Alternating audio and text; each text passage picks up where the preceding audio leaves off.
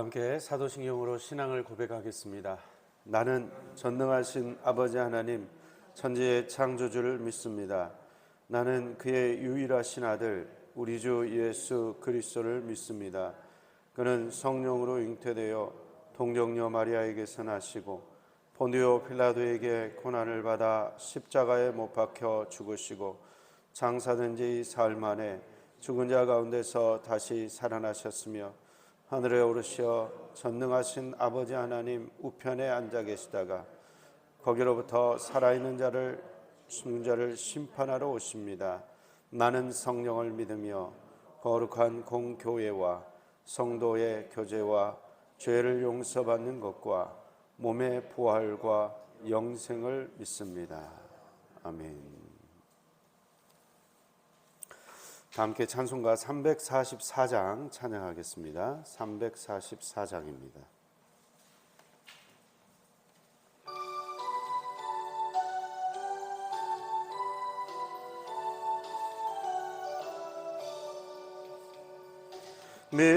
믿음으로 가리라 주님 가신 고난의 길 주님 말씀 붙잡고 승리하며 살아가리 주님 앞에 나아가 무릎 꿇어 간구하고 겸손하게 주님 섬겨 새 힘을 얻으리라. 고난 중에 있을 때 소망 중에 기뻐하며 주님 말씀 따라서 기쁨으로 살아가리. 주님 앞에 나아가 무릎 꿇어 간구하고 겸손하게 주님 섬겨 새 힘을 얻으리라. 악한 세력에 워싸고 아니 닥쳐와도 주님 말씀 붙잡고 권능으로 물리치리. 주님 앞에 나아가 무릎 꿇어 간구하고 겸손하게 주님 섬겨 새 힘. 우리 다시 한번 찬양하겠습니다.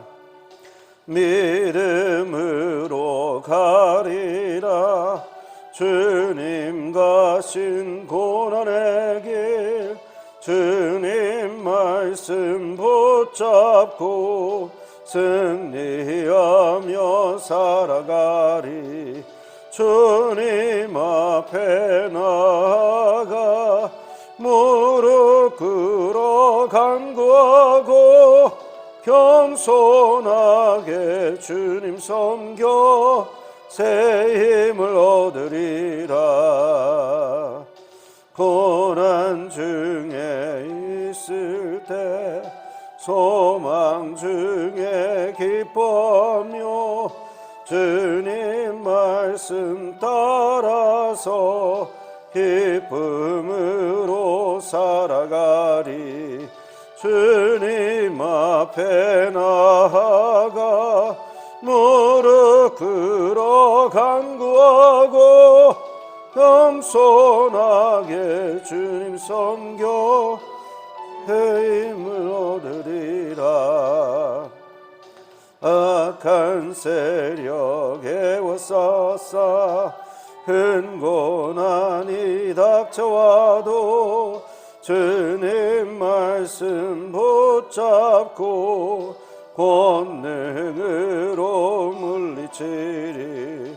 주님 앞에 나아가 무릎 꿇어 간구하고 겸손하게 주님 섬겨.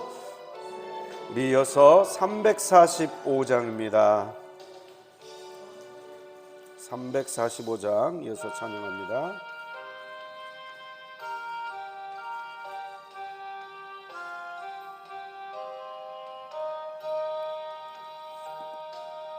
캄캄한 밤 사나운 바람 불 때 만경창파 망망한 바다에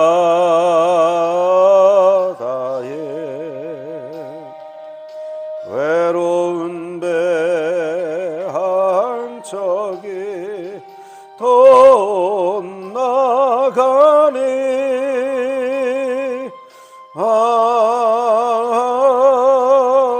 위태하구나 위태하구나 비바람이 무섭게 몰아치고 성난 물 큰 파도 일 때에 저 뱃사공 어쩔 줄 몰라 하네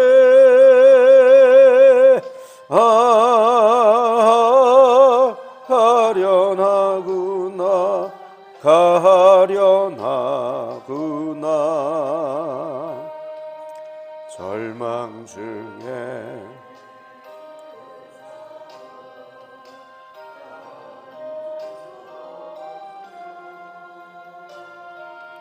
한 줄기의 밝은 빛 보고서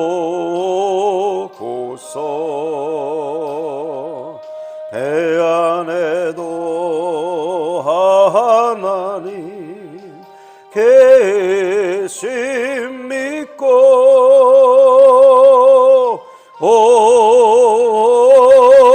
기도 올린다 기도 올린다 아버지여 이 죄인 굽어보사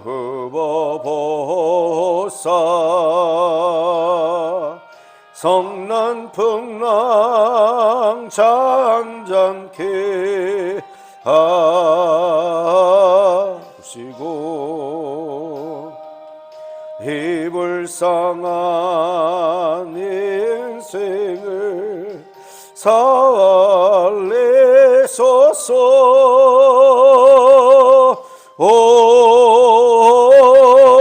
우리 하나님 우리 하나님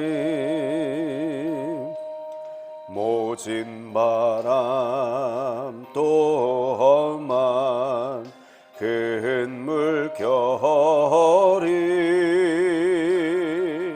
제 아무리 성내어 덮쳐도 권능의 손 그노를 저으시니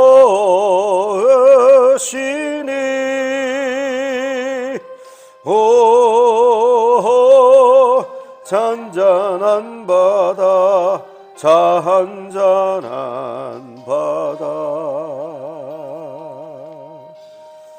아멘.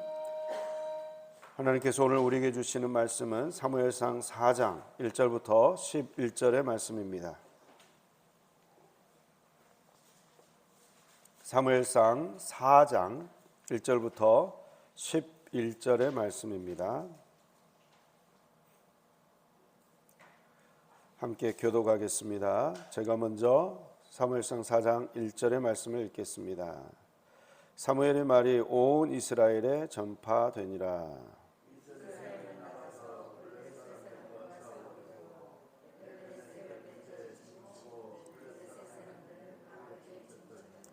블레셋 사람들이 이스라엘에 대하여 전열을 벌이니라. 그 둘이 싸우다가 이스라엘이 블레셋 사람들 앞에서 패하여 그들에게 전쟁에서 죽임을 당한 군사가 4,000명 가량이라.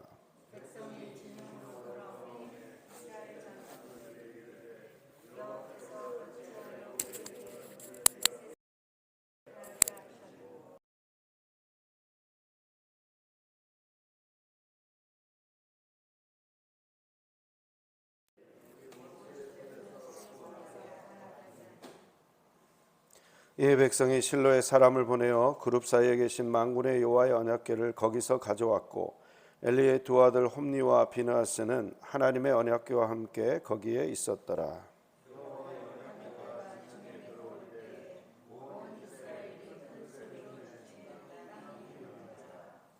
블레셋 사람이 그 외치는 소리를 듣고 이르되 히브리 진영에서 큰 소리로 외침은 어찌 됨이냐 하다가 여호와의 궤가 진영에 들어온 줄을 깨달은지라.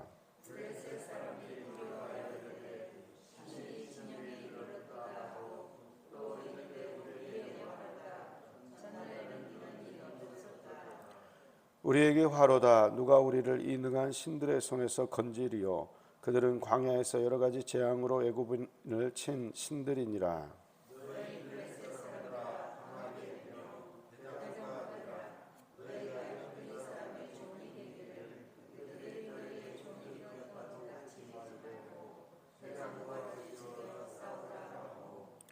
블레셋 사람들이 쳤더니 이스라엘이 패하여 각기 장막으로 도망하였고 살육이 심히 커서 이스라엘 보병에 엎드러진 자가 3만 명이었으며 하나님의 궤는 빼앗겼고 엘리의 두 아들 홈니와 비느하스는 죽임을 당하였더라.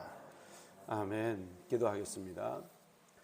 사랑의 하나님, 오늘도 이 새벽에 주의 말씀을 듣기 위하여 이 새벽 시간 나오게 하시니 감사합니다. 또한 간절한 소원을 가지고 늘 새벽마다 부르짖어 기도합니다. 하나님, 하나님의 뜻이 이루어질 수 있도록 도와주시고 하나님의 뜻에 우리의 마음을 조율할 수 있도록 주님 도와주시옵소서. 조율된 악기가 아름다운 소리를 낼 수 있는 것처럼 하나님 뜻에 조율된 우리 인생이 하나님이 기뻐하시는 아름다운 제자의 삶을 살아갈 수 있도록 주님 역사하여 주옵소서. 부정한 종의 허물은 가리어서 보이지 않게 하시고 오직 주님의 영광만 나타나게 하여 주옵소서. 예수 그리스도의 이름으로 기도하옵나이다. 아멘. 네, 오늘 본문 말씀을 보면 이제 블레셋 사람들과 이스라엘 백성들 사이에 전쟁이 있게 되는 것을 보게 됩니다. 광야 생활을 통해서 하나님께서는 성막을 지으라고 말씀하셨고 그 성막 안에 지성소와 성소를 구분하고 성소에는 그 번제단이 있었죠. 번제단이 있고 또 물두멍이 있어가지고 짐승들 씻고 또 이렇게 도륙을 해서 거기서 번제를 드리고 그리고 나서 이제 또 지성소에는 대제사장만 들어갈 수 있는데 그 지성소 안에는 향단이 있고 그 다음에 그 등이 있고 그리고 언약궤가 있습니다. 그 언약궤 안에는 말씀의 두 돌판이 들어 있었죠. 그리고 그 언약궤의 뚜껑은 뭐라고 했습니까? 기억하시는지 모르겠네요. 시은소, 시은좌, 속죄소라고 불리기도 하고 시은좌라고 불리기도 하는데 그 언약궤를 조각목이라는 아카시아 나무, 쉽게 말하면 아카시아 나무인데요. 광야에서 그 생존력이 강해가지고 비틀리고 구부러지고 정말 그 강한 바람과 뜨거운 햇볕을 견뎌내면서 정말 볼품없게 자라는 나무가 있어요. 그게 이제 아카시아과에 속해 있는 나무인데 그 씨띠나무. 그 나무를 기본 뼈대로 해가지고 언약궤를 만듭니다. 그리고 그 언약궤를 만들고 그 겉은 금으로 쌌어요. 금으로 싸가지고 볼 때 굉장히 휘황찬란한 그런 언약궤죠. 뚜껑은 시은좌, 속죄소라고 했는데 사실은 뚜껑이 아니고 그게 뭐였다고 했습니까? 양쪽에 천사가 이렇게 날개를 펴고 이렇게 서로 마주보고 있는데 서로 마주보고 있는 그 빈 공간, 그 공간이 하나님의 임재가 임하는 자리다. 그래서 이제 시은좌라는 이름을 쓰는 것입니다. 그러니까 이게 법궤를 닫아놓기 위한 그런 용도로 그걸 만들어 놓은 게 아니라 하나님이 임재하시는 자리를 상징하기 위해서 그게 그렇게 만들어져 있는 거죠. 그래서 광야 생활 40년 동안 그 장막은 하나님께서 구름 기둥 불 기둥으로 이스라엘 백성들 인도하실 때에 아침에 이제 구름 기둥이 딱 떠요. 그러면 이스라엘 백성들은 짐을 다 꾸립니다. 군장을 다 꾸려가지고, 그리고 이제 진영을 이루잖아요. 진영을 이뤘다라는 것은 군대 용어예요. 사실은 전쟁이 늘 있는 상태에서 군인들이 행진을 하고 있는 것입니다. 광야의 생활이 그랬어요. 근데 가나안 생활이라고 다르지 않아요. 늘 전쟁이 있는 거죠. 진영을 꾸리고. 그래서 진영 한가운데에 성막이 자리하고, 그 성막 한가운데에 성소와 지성소로 구분되는데, 지성소 안에 뭐가 있어요? 하나님의 임재를 상징하는 시연자 속죄소가 있는 거죠. 그리고 그 안에는 말씀의 두 돌판이 담겨 있다. 그래서 구름 기둥이 일어나면 이스라엘 백성들이 군장을 다시 꾸려가지고 이동을 하고, 구름 기둥이 멈추면 그 자리에 성막이 다시 꾸려집니다. 그랬던 이스라엘 백성의 행진이 이제 가나안 땅을 정복하고 가나안 땅에 이제 자리를 잡게 되면서 성막의 위치가 한 곳으로 정해집니다. 그 정해진 위치가 어디냐면 실로예요. 실로. 실로는 어느쯤 되냐면 사마리아 땅과 예루살렘 사이쯤 됩니다. 그 사이에 이제 실로가 있어요. 그 실로에 여호와의 성막이 이제 자리를 잡고, 그 실로를 중심으로 해가지고 이스라엘 백성들이 생활하게 되는데, 이때 당시만 해도 왕이 없었습니다. 사사 시대까지도. 그러면 어떻게 그러면 이스라엘 백성들은 생활을 했는가? 그때 선지자가 있거나 사사가 일어나서 그 사사의 말을 듣는 느슨한 부족 연합체로서 살아간 거죠. 왜냐하면 르우벤, 시므온, 레위, 유다, 단, 납, 갓, 아셀, 이사갈, 스불론, 요셉, 베냐민. 겨우 생각이 났네요. 이렇게 12지파가 있잖아요. 누구의 아들들이었습니까? 야곱의 아들들. 그 12 그 아들들 부족 중심으로 하는 부족 연합체였던 거예요.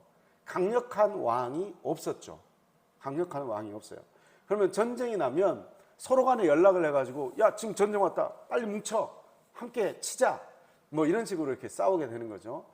사무엘 선지자가 이제 그 활동하는 이 시대, 그러니까 지금은 이제 엘리 제사장 때죠. 이 엘리 때에 지금 블레셋이 침공을 했습니다. 그러니까 이제 부족 연합체가 함께 또 모여가지고 전쟁을 벌이게 되는 그런 상황입니다. 그것을 에벤에셀 곁에서 전쟁을 하게 되었다 이야기를 하고 있고, 거기에 반해 블레셋 사람들은 아벡의 진을 쳤다 이야기를 하고 있습니다. 이스라엘 백성들이 이제 블레셋과의 한판을 벌이게 됩니다. 그런데 오늘 본문 2절을 보니까, 2절 끝부분에 보니까 블레셋 사람들 앞에서 패했다고 나오고, 전쟁에서 죽임을 당한 군사가 4,000명가량이라고 이야기를 합니다. 많이 죽은 거죠. 4,000명이나 죽었습니다. 이렇게 엄청난 큰 패배를 당하고 나서 이스라엘 백성들이 한 가지를 떠올렸습니다. 가만히 보니까 우리가 이 귀한 전쟁, 그러니까 이 어려운 전쟁 앞에서 하나님의 언약궤를 실로에 그대로 둔 채 나왔구나. 하나님의 언약궤가 우리와 함께 했어야 되는데, 그 언약궤를 가지고 오지 않은 이런 엄청난 실수를 했다. 그래서 우리가 전쟁에 진 것이다. 그러니 이제 실로에 사람을 보내서 그 언약궤와 그리고 언약궤를 그 담당하는 제사장을 불러오자. 그러면 우리가 전쟁에서 이길 것이다. 그래서 실제로 불러옵니다. 오늘 본문 3절인데요. 백성이 진영으로 돌아오매 이스라엘 장로들이 이르되, 여호와께서 어찌하여 우리에게 오늘 블레셋 사람들 앞에 패하게 하셨는고, 여호와의 언약궤를 실로에서 우리에게로 가져다가 우리 중에 있게 하여 그것으로 우리를 우리 원수들의 손에서 구원하게 하자 하니. 그래서 4절에 보니까 누가 함께 따라옵니까? 홈리와 비느하스가 함께 따라옵니다. 엘리의 두 아들이죠. 엘리의 두 아들. 하나님의 제사를 업수히 여겼던 그런 두 아들입니다. 그러나 지금 전쟁 상황 가운데 제사장의 직무를 하기 위해서 이제 언약궤와 함께 오게 되는 거죠. 언약궤는 아무나 들 수가 없죠. 레위 지파만 어깨에 메고, 그러니까 긴 장대를 끼우고 어깨에 메서 사람이 어깨에 메고만 이동할 수 있는 게 언약궤예요. 그래서 나중에 우리 사사기였나요? 한번 좀 보면 그 사무엘 때겠네요.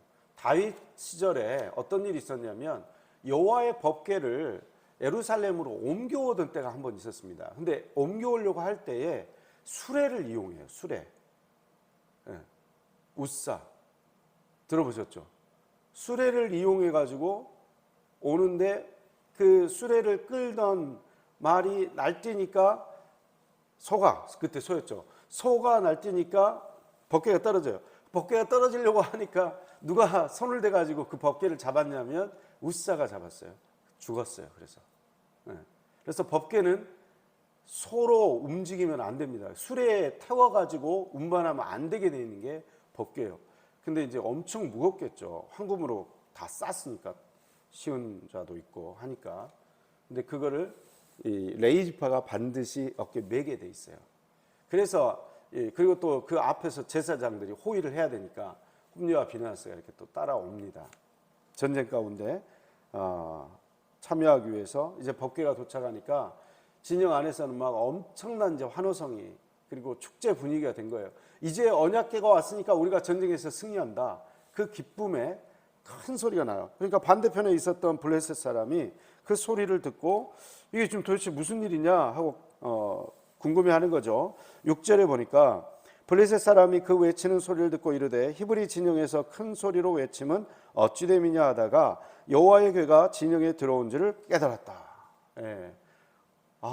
법궤가 들어왔습니다. 법궤. 법궤.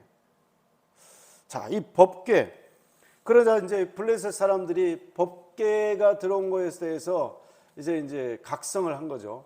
야, 법궤가 들어왔으면 큰일 난다. 저 사람들의 신이 그 법궤에 있지 않느냐. 저 사람들의 신들은 어떤 신들이냐. 광야에서 여기 보니까 지금 8절에 우리에게 화로다. 누가 우리를 이 능한 신들의 손에서 건지리요. 그들은 광야에서 여러 가지 재앙으로 애국민을 친 신들이니라. 광야에서 재앙으로 쳤대요. 이거 지금 그들이 잘못 알고 있는 거죠.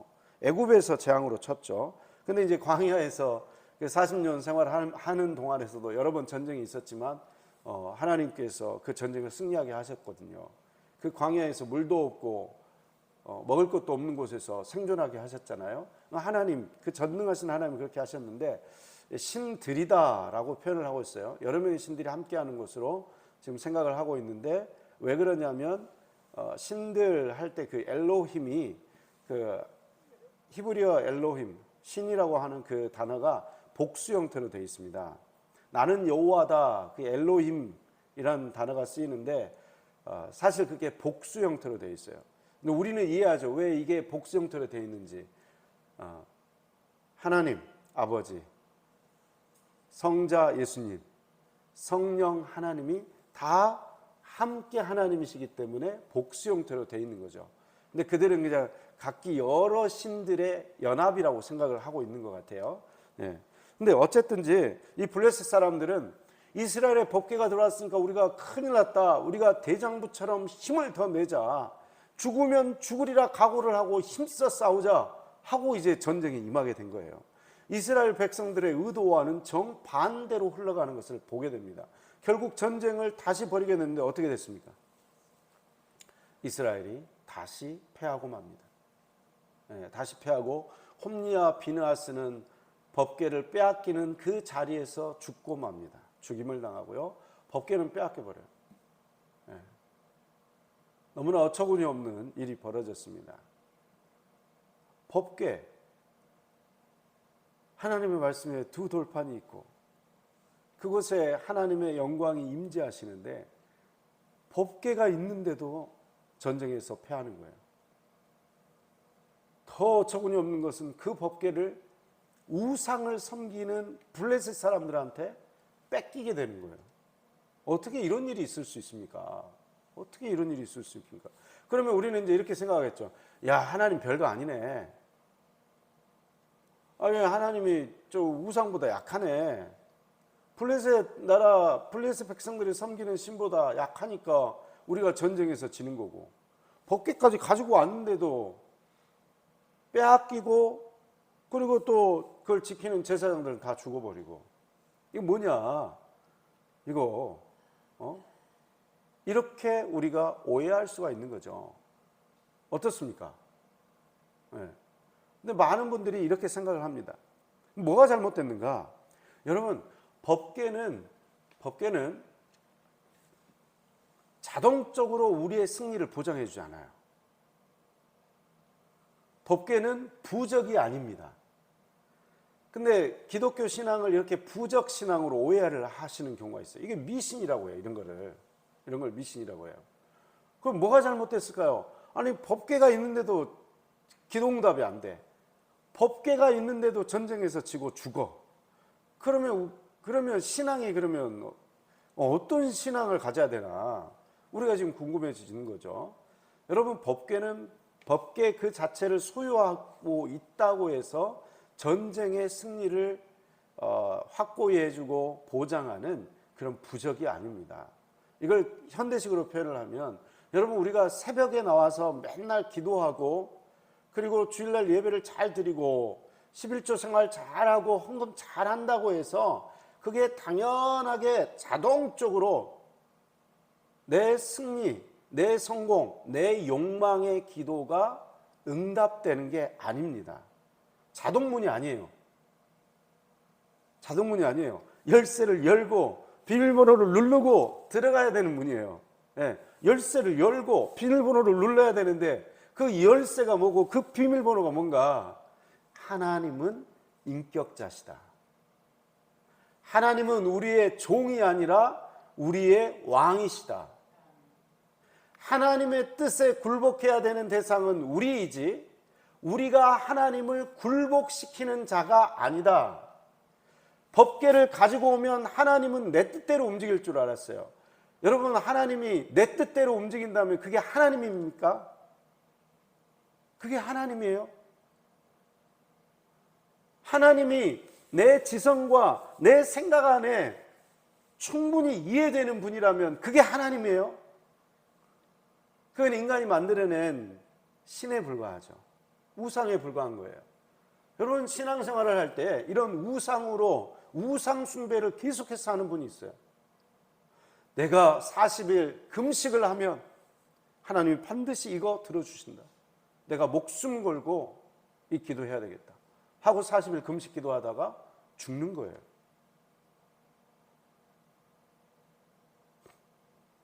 여러분, 우리가 열심을 냅니다. 열심을 내서 기도해요. 그러나 그 열심을 내는 그 기도의 방향이 반드시 바른 방향이어야 돼요. 그 방향은 무엇입니까?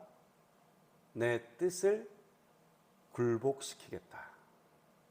하나님의 뜻이 무엇인지 묻겠다. 이게 기도가 되고 이게 신앙이 되어야 됩니다. 많은 분들이 그래서 신앙을 법궤 신앙으로 오해를 하는데, 이 법궤 신앙은 가짜 신앙이에요. 신앙이 아니에요. 그러니까 이 법궤 신앙을 가지고 있으니까 자꾸 교회 안에 문제가 생겨요.